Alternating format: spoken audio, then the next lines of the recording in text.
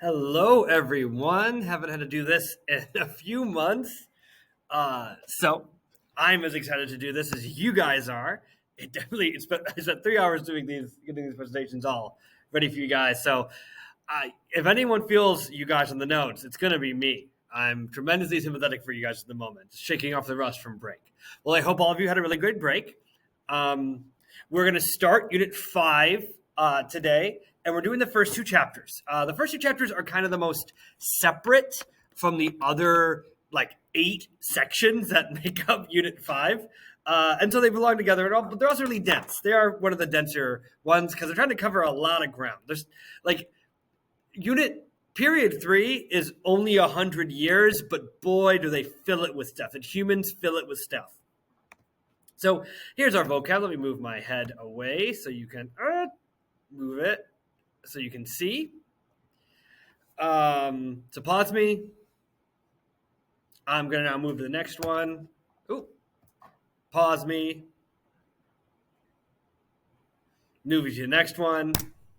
And pause me. So it's already really long. Enlightenment is the first word of the chapter. I just forgot to do it. So it's a very long chapter. I think it's about like 55, 56 terms at the end of it all, including 5.1 and 5.2. All right, so let's get started into the notes. So we're first going to start with just talking about what this term, the Enlightenment, means. The best way I can probably phrase it for you guys is that it is the political manifestation of empiricism, that the process of people using their observations, typically with their eyes, and then appropriating meaning to what they see and how the world works, that's empiricism. And so when people begin to do that and think about their relationship with the state and governments, they came to conclusions about how states and governments operate. And that is the Enlightenment, okay? And so typically when someone, maybe not intentionally at first, looking at how does the state treat me and why do I listen to the state in the first place, that is what the Enlightenment is all focusing on. And so a lot of these things, a lot of these conclusions are looking at that the way the state treats people in the status quo of the 1750s and onward is unacceptable, right? That these people live in these unequal relationships where the state extracts more from them than what they gain from the state, right? So like these are people who are living in monarchies, absolute monarchies that direct them in and tell them how to live their lives, and it's because they don't, and people follow along because they don't want to be killed or imprisoned, but that does not, and then often they're not getting anything out of that except not going to jail. And Enlightenment thinkers refuse to accept it as like the way the world is in many ways. We'll talk about one guy who's kind of on the outlier, and he's also an early Enlightenment thinker in a moment. And these Enlightenment thinkers propose new ways of states having relationships with the people that they govern. And that leads to reaction among the people who have been doing things in Europe for such a long time, these stakeholders, right? So kings and aristocrats see what Enlightenment thinkers are saying and listen to them and find them to be incredibly dangerous and try to challenge and limit the change the Enlightenment purports could happen in many ways. Now, this tension between Enlightenment thinking and conservatism is going to be the central tension pretty much that defines even politics to this day. But definitely in period 3 from 1750 to 1900, that this push and pull of people challenging pre-existing modes of government like monarchy and absolutism that predate the Enlightenment and trying to come up with a new way of governance. So let's talk about the kind of foundational element of the Enlightenment. And I think AMSCO, with all its limitations, starts in a good spot with talking about Hobbes, Locke, and the social contract, okay? The social contract is the concept that people give consent to governments to govern them, which means that I will do what the U.S. government tells me what to do because I let them have power over me. The reason why we do that is that there is a calculation that we make, often implicitly, that governments are going to protect us. That in the long term, us listening to a government is what benefits us, right?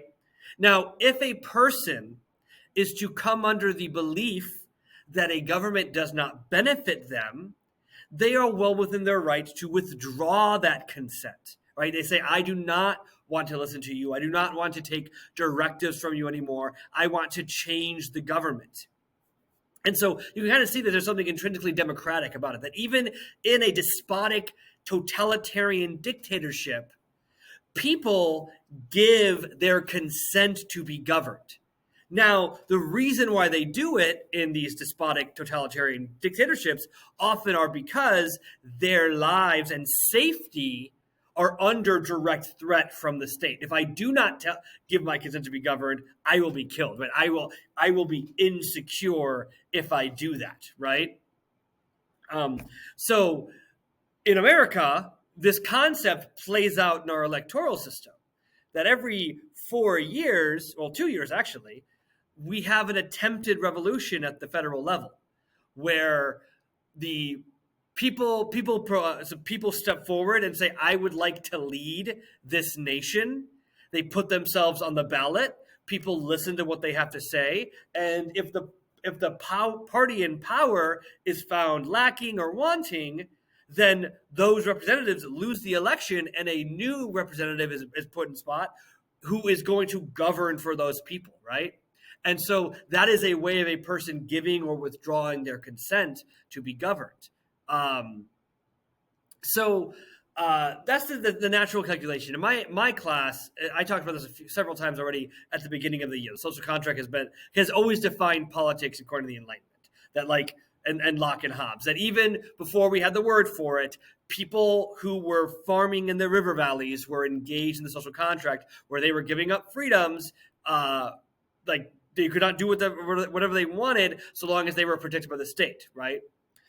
So Thomas Hobbes is a guy who's kind of hardcore. He probably wasn't all that fun at dinner parties, but his philosophy that the reason why people gave their consent to be governed was that if we did not have government, we would be terrible people. That we actually need government to exist, to impose order on us, to make sure that we behave. So punitive actions and the control of an absolute monarchy is actually required, according to Thomas Hobbes, in order to make sure that people live their best lives and don't ruin the lives of other people. Locke was more like, no, people like make this calculation and they say, well, if I was on my own, my life would be on the whole more negative. So I am going to enter into a covenant with the government. And if the government fails, I will withdraw my consent. I will like try and change the government in whatever means I have available to me, right? In ways where I have means to peaceably do that, I will do so. If I am put in a position where my life is in danger and I am threatened by the government, I will then try to overthrow the government through violent means. That's kind of what John Locke's whole position would be. Now, Locke's kind of more nuanced position would be that the government's job was to make sure that a person's natural rights were protected. And natural rights are these concepts that are also a part of the Enlightenment, that every person, when they are born, are afforded the right to life, to exist, liberty, which is like freedom from as long as I interfere with other people, and property, according to John Locke. And you might have probably heard, I've heard those before, because the Declaration of Independence kind of paraphrases in life, liberty, and the pursuit of happiness. So government's job is to do that, and if they fail to do that, then they are going to have their consent withdrawn from the people. But then also John Locke, Amscos adds in there that like this, even though there's an innate element to humanity, that people are products of their experiences, that a person kind of enters into the world as a tabula rasa, a blank slate, which is also a foundationally revolutionary concept in a world where divinity defines political authority, right? When you think about how that penetrates into the belief on what people are innately, that's really powerful, right? So like Locke would say that a person's kind of born empty and then experiences inform their identity. But in a world where God chooses a family to rule a kingdom, that makes them qualified to rule. That is not tabula rasa, right? Like if a good ruler should be someone who has experiences and is prepared to rule in that way, where God has chosen a ruler is very different. There are three other philosophers, or in French, philosophes, that are emphasized by Amsco as well. You have Baron de Montesquieu, and he was the guy who came up with the checks and balances as a reaction to the absolute monarchy system. So in the absolute monarchy system, you have a executive, a king, who makes decisions by essentially decree, by what they believe is in the best interest of the state. And in many cases, the state is them. And there is no one to give input unless the monarch is willing to listen to it to affect the course of the nation. Montesquieu proposed a series of systems of checks and balances in which other institutions that make up the state have mechanisms to prevent the centralization and consolidation of power within one part of the government, right? So we have the executive branch, the legislative branch, and the judicial branch, and all of those. All the Constitution affords each of those institutions the means to check the authority of the other, right? So the legislature can make laws, but the president can veto it. But then if Congress gets enough support, they can override that veto, right? If a law is seen to be inappropriate, it was passed by the legislature, it can be challenged in the courts and found unconstitutional, right? A corrupt judge can be put before the House and impeached and then eventually removed, right? Those are all mechanisms to make sure that one part of the government does not become too powerful.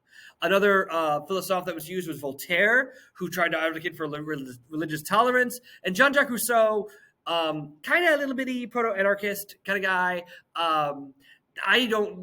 How Amsco talks about him is not very productive. I always use the quote, "Man is born free, but everywhere he is in chains," to articulate Jean-Jacques Rousseau's position. It's not necessarily antithetical to Thomas Hobbes' position, but in a lot of ways it's oppositional to it. Jean-Jacques Rousseau said that humans in the natural state of nature, that's the term of like pre-government humans, Hobbes thought they were awful and terrible and animalistic. Rousseau thought they were idyllic, utopian, idyllic and utopian. That they had that humans were great, and then states came and life got worse for them.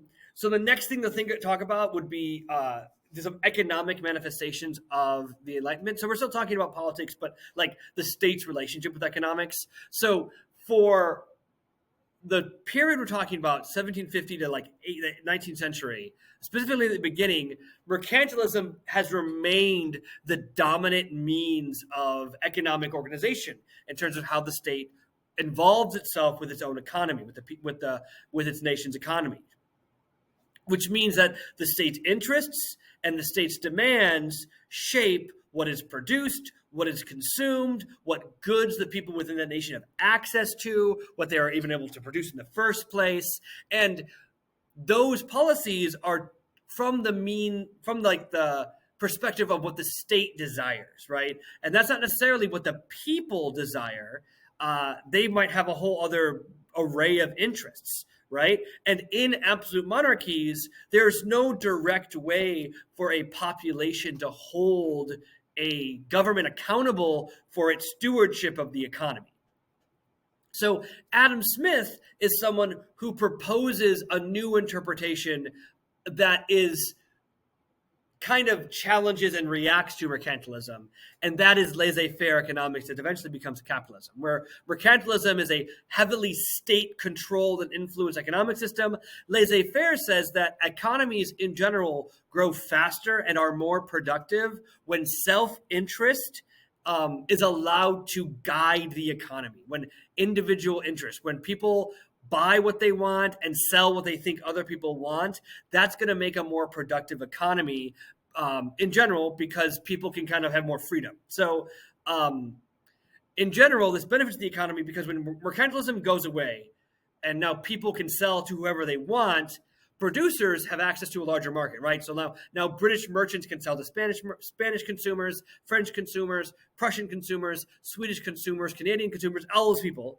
And then consumers benefit because they have access to a competitive market where they can find a more attractive price, right? So everyone kind of wins out in this scenario in how Adam Smith articulates it, right? And so capitalism, which is that like the means of production is owned by private people or enterprises, is what comes naturally out of this process where people can now kind of produce what they want to produce in the effort of maximizing their gains and minimizing their losses and things like that.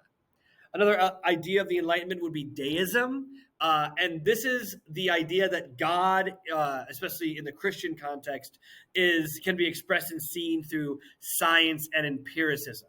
So that like God created the universe, but God did so by creating a series of fundamental immutable laws that you've been learning in chemistry or biology last year that don't change and can't change, and so God just made these things and left. Now, it is not inherently anti-religious, but by proposing that there's another way to understand the universe through science and not through a Christian context, it did challenge the authority of the Catholic Church and also the Protestant churches that came out of that kind of popped up after the Reformation. And then for some reason they want to talk about Thomas Paine. He was a deist. He got in trouble. He is the guy who also said, give me liberty, give me death. So he was like kind of like popularly got canceled by Christians because he said he was critical of religion in one of his books. Some ideas that continue.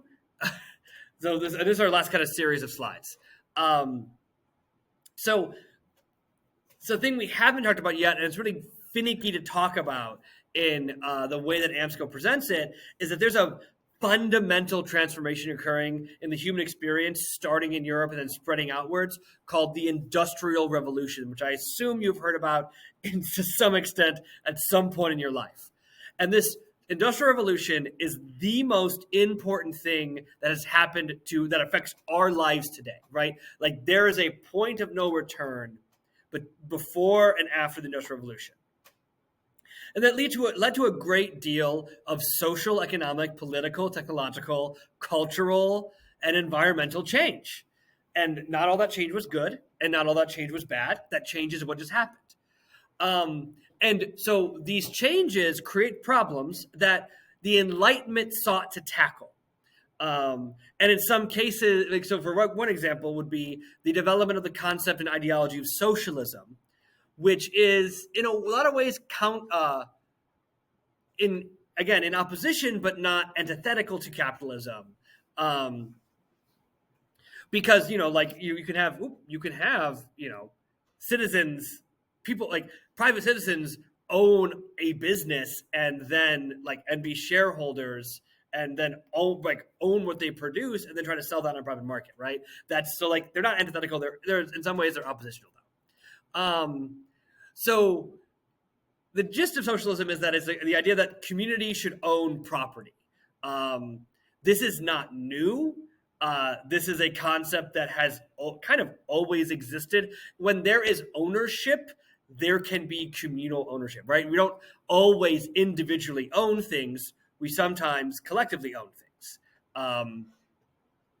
And socialism, though, typically manifests among communities that have been historically marginalized. So, for example, agrarian farmers, communities like villages that might live in isolation, probably could practice some kind of socialism, where they just produce what they need.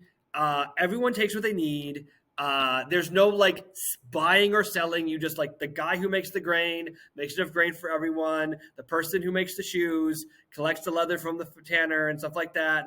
That's a type of socialism as well. So as industrialization grows, and especially the strength of private ownership leads to greater and greater inequality as a consequence of industrialization, communal ownership of property and the means of production becomes increasingly attractive to the people who work in the factories that produce those things. And then conservatism is, again, a thing that persists as a force in European society, that people look at all of these changes and have a feeling, have a thought, have an opinion on them, right? Some people think these changes are good. Some people think these changes are bad. If people think these changes are kind of bad, they're usually conservative, and they're not wrong. Like they probably have a position where they feel that way, and stuff like that. AMSCO highlights a few utopian socialists who seek to or sought to improve the world, and improve the world that was affected by industrialization. So Henri de Saint-Simon, he was someone who thought of using the private sector as well as like public works through engineering and science to improve the lives of people through infrastructure development. Charles Fourier is someone who identified all the ways that workers were being mistreated within the laissez-faire development of industrial labor, and ultimately becomes foundational to like Karl Marx's work. He'll show up later on. Robert Owen was someone who reacted to the development of to increases in urbanization and created unurban, rural, collectivistic societies in pastoral England. Another kind of new idea is this concept of liberalism, which is the kind of the advocacy for the manifestation of the political ideas of the Enlightenment. So these are people who are like trying to like say, okay, we need to like create legislation, laws, political systems that protect people's natural rights, that give people the means to give or withdraw their consent to be governed by democratizing these countries, right? So England has always been a constitutional monarchy, but these classical liberals advocate throughout the 19th century to slowly expand male suffrage to the point where most men can vote in England by the end of the 19th century, and women are afforded the right to vote in the 20th. Speaking of women, feminism is again, someone using empirics to look at and criticize gender roles. So someone's using observations about why are women treated differently? Why are they treated inferiorly? Why are they restricted from accessing certain spaces or accessing certain jobs? So feminism is rooted in the Enlightenment as well. Most Enlightenment thinkers, though, are not thinking about women. Most of them have entrenched not misogyny, but sexism for sure. It's hard to appropriate these kind of like past terms to these gender attitudes as well, because like you would say that a lot of women who believed women should remain inferior had internalized misogyny, but I don't think they'd say they hate women, right? Mary Wollstonecraft was probably the most prevalent feminist of the period, and women. It's really telling that women had to advocate for the right to vote and give their consent or withdraw their consent to be governed, independent of male suffrage movements. That very rarely were women given the right to vote parallel to men.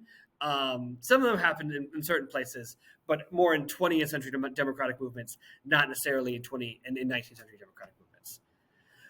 So we have 3 more movements to talk about, and then we'll be finished with this first video. I don't want to think of the time of the video right now. It's probably 25 minutes. Get out. Come on. Okay. I will just see you in a moment. Yeah, 25 minutes. So abolitionism is a movement that came out of this observation of why do we treat people of African descent as like inferior, and things like that. It's kind of barbaric to do so. And so abolitionism was critical of the use of African slaves. They were critical for reasons that are probably obvious to us today, but also reasons that are like kind of an ick still. For example, American abolition, and especially in the North, was rooted not really in like the torture of Black people, and then the coercion of black people to labor, that was always a part of the discussion, but also the fact that the South used black people to create political supremacy in the federal government, and that white people in the North's votes mattered less than white people in the South votes. And so there was a political inequality that in a lot of ways, it's kind of gross, but white Northerners talked about how they were enslaved by the South. That's like one example of it. The earliest success abolitionists had were the end of the slave trades, which were pretty brutal things in general. And so they found early success. And eventually abolitionists end African slavery throughout the world. The last state to end slavery is Brazil in 1888. But it's a whole unit and period effort. Industrialization massively transforms where labor is needed. Urban areas become places where there is a massive demand for labor. And then states and governments find it more to their benefit to end the manorial or serfdom systems that had persisted in Europe for the past 600, 700 years, well, actually longer than that. And so serf-based labor systems end, and those people are eventually moved through social and economic and cultural forces into cities to work as laborers. The videos in the succeeding weeks will talk about that more in depth, or at least I think they will. I did those videos 3 years ago. And then finally, the movement we have to talk about is Zionism. So we've already have this like larger through line where Europe has been proven to be pretty anti-Semitic already. A concept that crystallizes as a consequence of industrialization and the Enlightenment is nationalism.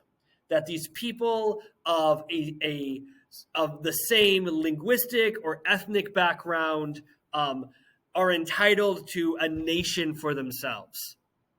And what becomes problematic is that these nations are never 100% one ethnicity or one language, and the pervasiveness of Jewish people throughout European states, except Spain, I guess, means that as these cultural and linguistic and ethnic identities are crystallizing, Jews are seen as separate, because Jews are not seen as integrating comprehensively into the national identity of France, of Germany, of Great Britain, of Italy, and things like that. So Jews are seen even more as outsiders, but not for like being blamed for killing Jesus anymore. They're now seen as outsiders because they aren't French enough. And the Dreyfus example would be a pretty like resounding example of it. A Jewish military officer was accused of spying for the Germans. He was arrested, sent to prison. Everyone thought he was a crime. There was all this press was about it. There were anti-Semitic instances of violence that came out of the Dreyfus affair, and then it got quickly, but eventually became apparent that in fact there was another spy. That spy was not Jewish, and in fact had fabricated and framed Dreyfus for spying, relying on the anti-Semitism of the French people to just believe that he was a spy, and that kind of reveals the anti-Semitism of the time. And the other thing to think about is, and in response to that, in parallel to these other national identities developing, you also have a Jewish national identity developing, and that's Zionism. So this would be the belief that the Jewish people, as a cultural group, an ethnic group, and a linguistic group, are entitled to their own nation and advocate for their own nation, right? And this is going to eventually lead to the development of the state of Israel and things like that. And that was led by a man named Theodor Herzl, who was Austro-Hungarian Jew. So that is our first video. Welcome back. I hope this helps you guys, and I will see some of you guys in class, and you'll see you guys also in the next video. Bye, guys.